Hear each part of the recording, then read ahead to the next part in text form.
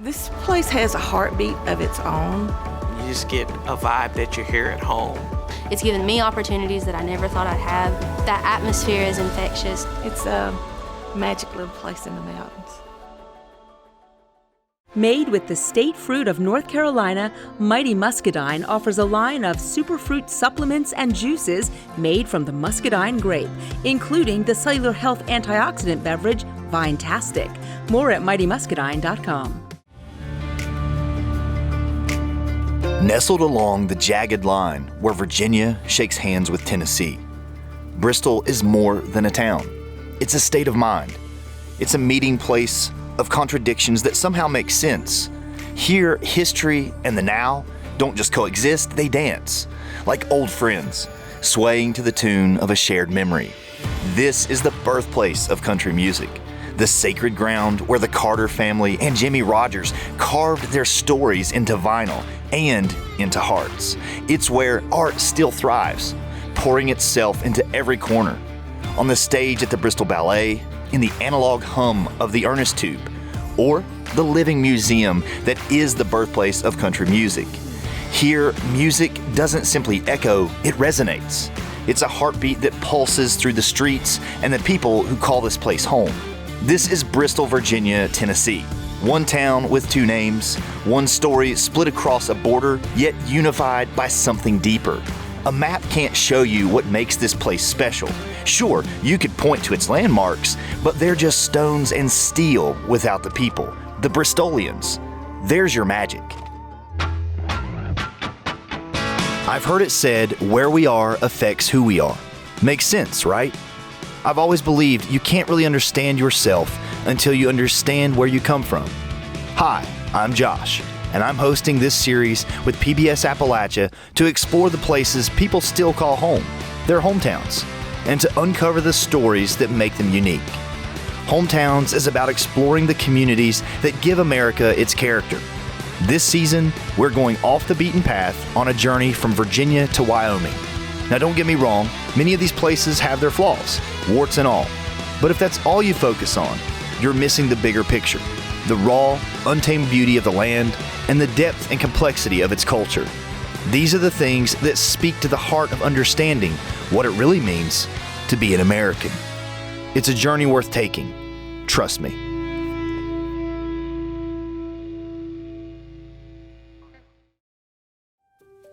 To understand Bristol, you have to peel back the race cars, guitars, and neon glow of State Street to a time when this land was raw Appalachian frontier. In the late 1700s, settlers carved paths through dense forests, drawn westward by promise and peril, staking claims at a rugged crossroads where Virginia met the vast unknown of the Western territories. By the early 19th century, Bristol was a lifeline. It was critical for traders, travelers, and dreamers chasing horizons. The railroad's arrival in the 1840s forged Bristol into what we know today. Two towns divided by a state line, but united by steel tracks and shared ambition. This wasn't convenience, it was necessity, transforming Bristol into a hub where commerce flowed and two states met as one. Even now, State Street splits the town, but the divide is symbolic, not divisive. The line is a thread stitching together two communities into one resilient story. It's in every cobblestone, every weathered brick, and every person who fought to carve a town from wilderness, built its railways, and now preserves its legacy. Bristol doesn't just straddle a border, it erases it. This isn't about geography, it's about community, where necessity birthed unity and determination keeps the story alive.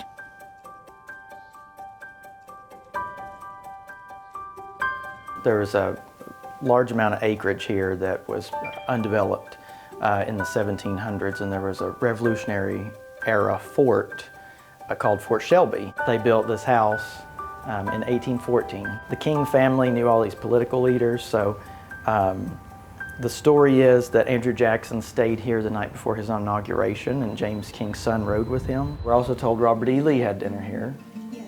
And so you get all this, the property's just amazing, but then you get the Mitchell family history with it. We have their photographs, we have everything that was ever there. So we're working on preserving all that. King College sort of operated it as a museum, kept everything as is, and then we got the property from them. In a changing world where history often gets paved over in the name of progress, Daniel and Monica's work is an act of defiance. It's a refusal to let the past fade away, a determination to keep Bristol's story alive, not just in books or museums, but in the bones of the places where life happened. Because for them, and for Bristol, history isn't something to admire from a distance. It's something to live with, to honor, and to protect.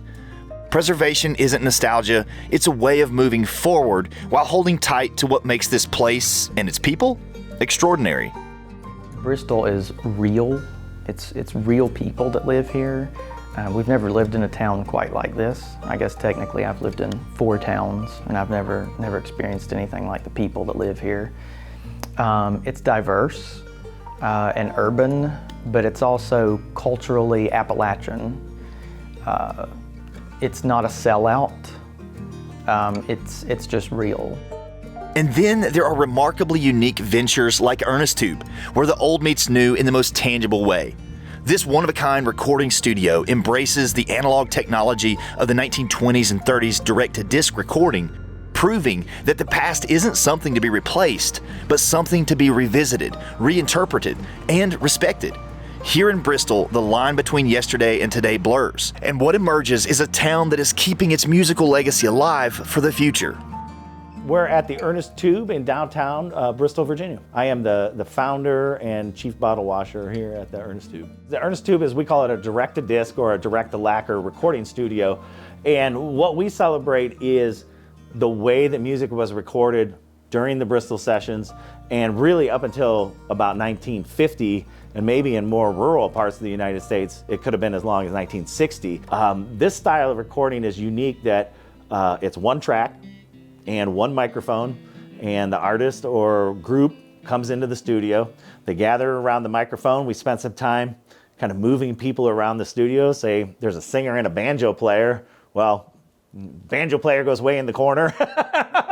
Singer gets up on the microphone, and we actually spend quite a bit of time moving people around. We'll mark the floor so people know if they leave that spot to come back to that spot, because there's no fixing it after we're done. So after we spend, maybe an hour to 2 hours sound checking, we'll start getting into the performances. And what's really cool about it is that it's a performance-based type of recording. What comes out of your mouth and what comes from your instrument is what goes onto that disc. And when we pull that disc off, you can play it on a turntable. So we put it on a turntable and we let people hear it for the first time. And people's faces, it's like magic to them. And then it even sounds like what happened in the studio, to me, is what's amazing, as so many mechanical and human-oriented processes are involved in it, that when it comes back and it sounds exactly like what happened in the studio, it really does seem pretty magical. Yeah. And so we say it's the essence of the 1927 sessions with modern insight. So we have the ability to take that disc that's recorded and we can transfer it into the digital realm so people can use it on social media and streaming services. So it's a way for an artist to do something that's a little bit different, give their music a little bit of a different sound. You could probably do this in Nashville or any of those other big, music scenes that you talked about. Right. What keeps you here? And I really think it's important for other towns to develop like an infrastructure for musician and creative people to be able to operate in. So Bristol has a lot going for it in terms of that, and I really thought by bringing well-made music here, we could help enhance the infrastructure for musicians and artistic type people. How many people in the world are even attempting what you're doing? With this kind of recording like this, I would say there's, in the United States, maybe under a half a dozen people do it. A dedicated studio like we have, cutting onto the lacquer discs like that, we might be the only one in the United States that I'm aware of. Really? Yeah, what we do is very unique.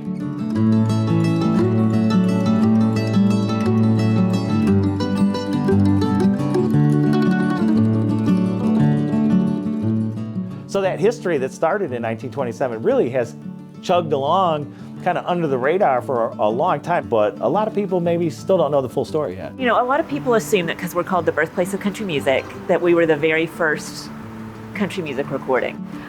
But what happened in Bristol just had this perfect storm of events that meant that while there was these other recordings that have their own significance, it sort of was like this coming together of three things that really set the foundation for early commercial country music. The fact that the technology changed also meant that they got a lot of music in a shorter period of time. Being able to like disseminate it and distribute it and market it so that more and more people were aware of it really made what happened in Bristol very special. Timing right? is everything. I mean, it always is. Yeah. And right people, right time. Yeah. All it takes is one of those things to maybe have been a little bit different, and maybe it would have been a different story. Johnny Cash calls it the most important thing to ever happen in country music. So, whether you believe Johnny or not, millions of people do. And the museum has evolved into what's just right around the corner from this building, this beautiful multi-million-dollar facility where they celebrate the history of the Bristol Sessions and what happened here and what the impact of that was afterwards. I mean, the history of what happened here in Bristol, I mean, if you had just recorded Jimmy Rogers and the Carter Family in the same week in 1927, that would have been huge. But if you think about other quote-unquote music cities in the United States, Detroit's got Motown. At Cleveland, they call the home of rock and roll. You think of towns like New Orleans, you think of towns like Memphis with these really important things that happened in music over time. And Bristol has that same story to tell, but I just think it's one of those last stories that really hasn't fully been told yet. The Smithsonian connection, why is that such a big deal? So it's a big deal on two levels, I guess. One is that it's a recognition of the importance of the story we're telling from this amazing institution that matters so much to like the history of America and the United States and how we tell that history. But it's also really a great thing for our community because of that Smithsonian affiliation, we're able to bring in really interesting resources and programs and exhibits that we might not otherwise have access to, and certainly a lot of people in our community might not have access to. So having that connection is really important. It is a very big music town. So just looking at it from our organization standpoint, I mean, obviously the museum is so music focused, but even though we're focused on the 1927 Bristol Sessions here at the museum and with the Birthplace of Country Music, we are very much about looking at the context both before and after and how all of those things come together to make a much bigger story and a much more nuanced story than people imagine. And the region as a whole, not just Bristol, but the region as a whole is just so music focused. It is a place to be if that's something that you love and enjoy. Every year there's the festival called Bristol Rhythm and Roots Reunion, which has just celebrated its 24th anniversary. How many towns close down their entire downtown to celebrate music and their history? I think that's what makes that festival really special is, they close down State Street, you get to party in Tennessee and Virginia at the same time. Throughout the year there's music events. There's lots of musicians who live in this area too, really influential and important musicians, which makes it a really exciting place to be if you love music. Right. Bristol is my new family, I guess, in a lot of ways. And as it says on the sign, it's a good place to live. Bristol's artistic soul goes far beyond its claim as the birthplace of country music. The same energy that drew legends here fuels a thriving art scene that's as vital as the music itself. Since 1973, the Bristol Ballet has stood as a cornerstone of this cultural heartbeat, delivering performances that dazzle and training that shapes the next wave of artists. In Bristol, the rhythm of its storied past moves seamlessly with the creative pulse of today, a living, breathing testament to a town that celebrates art in all its forms. We are in our 76th season, so very few even other American companies are that old. We're the same age as New York City Ballet. That might put a little context in how amazing it is to be 3/4 of a century old.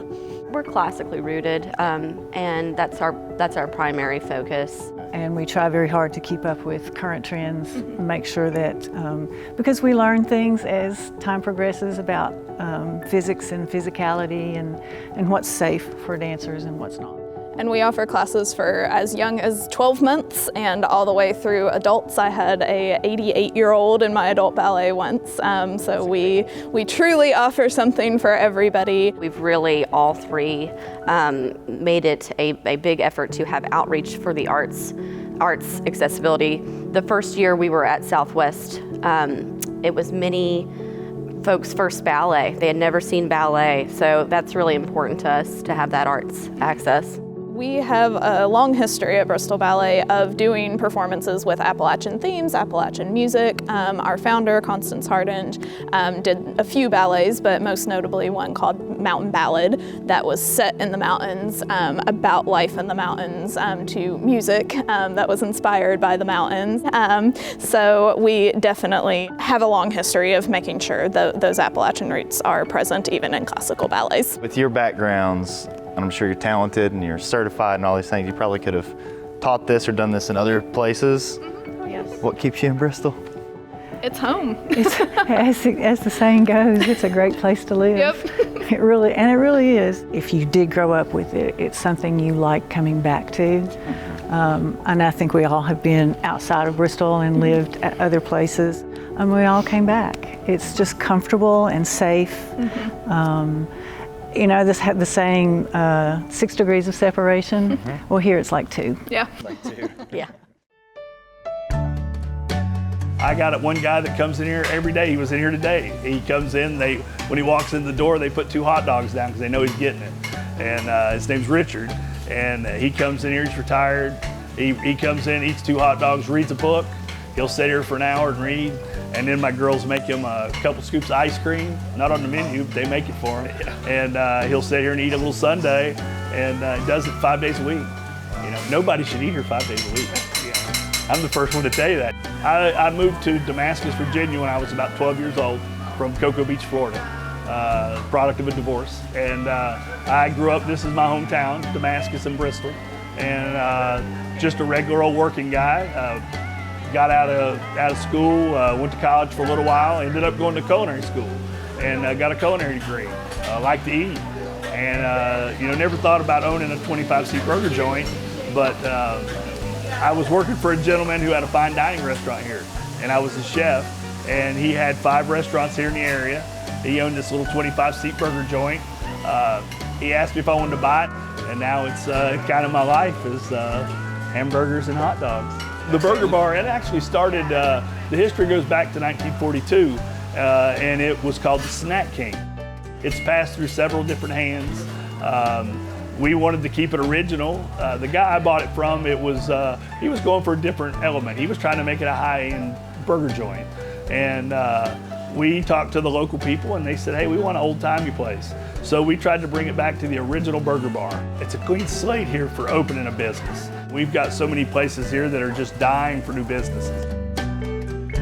How long have you been in business? Over 16 years now. Really? Over 16 years. Open it? Oh yeah. Yeah, we've been the sole proprietors since day one. You say we? Me and my husband. Yeah, Okay. my husband. He's considered the owner. I'm considered the general manager as far as the scheme of things. Right. But I do run the store. I really run the day-to-day. But he's the behind the scenes. It wouldn't run without him, that's for sure. A lot of people did not think this was a very good location. It was a dark corner. There were no other business other than the shops across the road, which was an attorney's office, and people thought it was a terrible place to go. And it wasn't until we proved ourselves that people wanted to be on this street. And this section has come along so well. I know when we put it out there, where should we visit? Who do we need to meet in Bristol? This place came up It's awesome. often. We're happy that Often. people feel that way. We wanted to be a community hub. I really thought I would stay very small. I didn't mind that. That's really, in my mind's eye, that's what I had in mind, was knowing every customer by name, knowing what they wanted when they walked through the door. The reason that it's called Blackbird, we couldn't think of a name for our bakery. So we have a friend in Kingsport that my husband went to college with her husband, and we were just asking for some input. Could you all help us think of some names for the bakery? And we threw out a few names, and she threw a few back at us, but she is the one who came up with Blackbird Bakery. I was a pie baker. That's what I love to do. I can bake about anything, but I am a pie maker. I'm a croissant maker. Anything that deals with laminated dough, that is me. And so, but I love to make pies, and that's what I was doing when I was practicing at home. All I had were books, and I had to practice and practice and practice. Magazine pictures. Oh my gosh, it was awful. I like to never figure out how to do a croissant because I couldn't understand what they were trying to tell me. And without the professional knowledge and someone showing me from like a culinary school, it was just really hard. But I finally mastered it. And that's why she came up with Blackbird Bakery, 4 and 20 blackbirds baked in a pie. That's where it came from. I love birds. And I didn't want any old bird either. I didn't want a crow or something menacing, even though that's cool. I like crows. But I wanted to be one of those cute little everyday blackbirds with the little yellow beak that you see everywhere, common like me. So can't let anything get you down. You know, if I had listened to people, I would have never opened Blackbird. We were laughed at, you name it, people said it. Terrible place to go, can't believe you're doing it. Our families were a little afraid for us because we sold our house to do it. I mean, everything hinged on this bakery being a success, but we never thought it wouldn't be. You were all in. You were all in. Right? We look back now that we're older and we're like, we probably were pretty insane. But it takes that. It takes that, though. Yeah. Those blinders. You really do. What you're talking about. Just to pledge yourself to it, and we did. And I just feel like God has blessed the effort. Had that big music festival in September. But you're covered up during that. Well, we served about 4,000 hamburgers in 3 days. Yeah, so it's a lot of burgers. It's fast. It's just nothing but elbows. But we have a lot of families. The reason I wanted to keep this like this, I want my old timers to come in here and be able to bring their grandkids in and say, hey, this is what it was like when I was a kid. So as long as I'm alive, this is what it's going to be. You know, and we tried to keep it the old-fashioned. Bristol, to me, ticks so many of my boxes of things. Friendly people. I really do believe in what the sign says, but I think it should say it's a great place to live, not good. It's not just good, it's great. I love the small town feel, and I traveled to like England, Scotland, Ireland, places like that that are very similar to where we live. But what I found is that we have everything I was looking for in my own town. Bristol is a city that wears its firsts like a badge of honor. In 2022, it breathed new life into the old Bristol Mall, transforming it into Virginia's first ever casino. Now reborn as Hard Rock Bristol, it's more than just a casino. It's a second act for a forgotten property, employing nearly 1,500 people and injecting fresh energy into the local economy. But Bristol isn't stopping there. Soon it'll claim another pioneering title as the home of the nation's first all-digital PBS station, PBS Appalachia. From this innovative hub, we're proud to bring you Hometowns. This series dedicated to preserving the rich history and culture of Central Appalachia. And this is just the start. Our new studio will be the birthplace of stories that showcase the soul of this incredible region. I'm from Bristol, all my life. Sure. Yep, been here a long time. You didn't feel like leaving? Yeah, every day. Oh, you do? But you never did. Well, you know, I've been some places, but I like Bristol. Yep. You know, it's been good to us. It's been good to my family. We've made a living here, you know, my dad, my brother, and me. And, you know, a lot of people can't say that. We worked together. Dad passed away 10 years ago, but we worked together every day. There was a fella named Chick Little, and he told my dad, said, Charlie, you ought to go next door and open that place over there. I said, there's not a bike shop around there. And on June the 2nd, 1962, my bicycle career started. My baseball career was over. He said, son, get up, you have a job. I was 13, and you know, and it's been good to us, really, it has. Ted Williams has actually sat in those chairs, but it was before my time. Right here? Yeah, there's been a lot of lies told in those seats, and some truth. Very little truth, but a lot of lies. In Bristol, speed isn't just a concept. A year before Charlie and Hal Boyd opened their bike shop, another kind of adrenaline hit the town with the Bristol Motor Speedway. Boyd's gave locals the thrill of the open road, while the Speedway unleashed the deafening roar of race cars in the Appalachian foothills, pulling fans from every corner of the globe. 2 wheels or 4, it's all about chasing that rush. 1961 is when the place opened. It was originally supposed to be about 6 miles down the road in Piney Flats, Tennessee.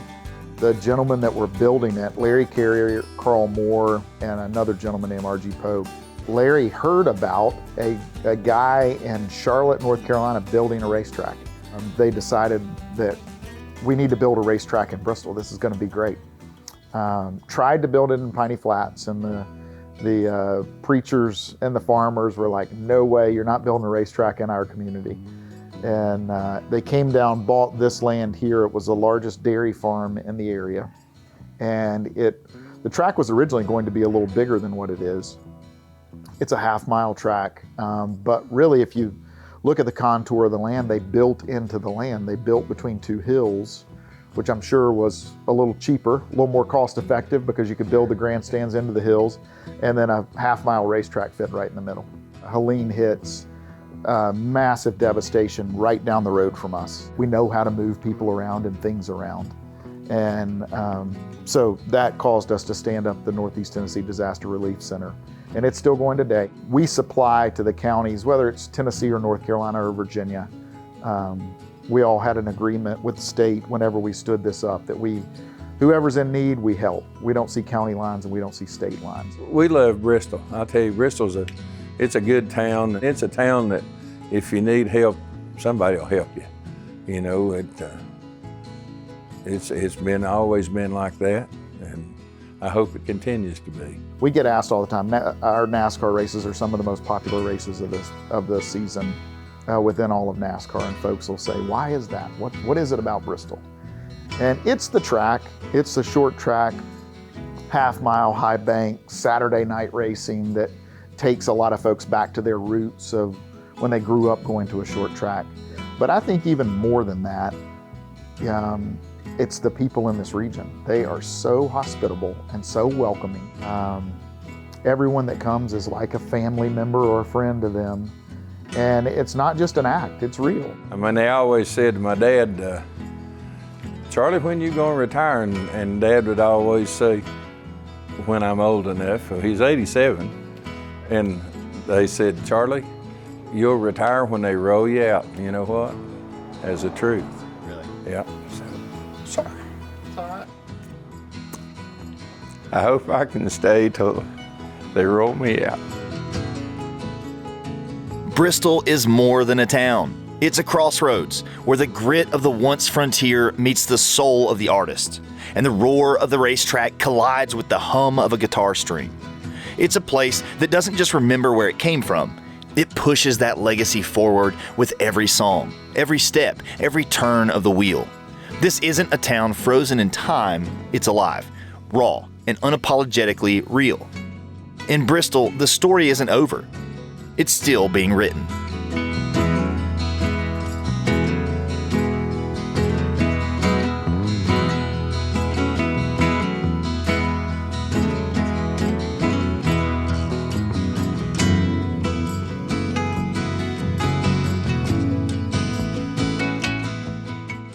This place has a heartbeat of its own.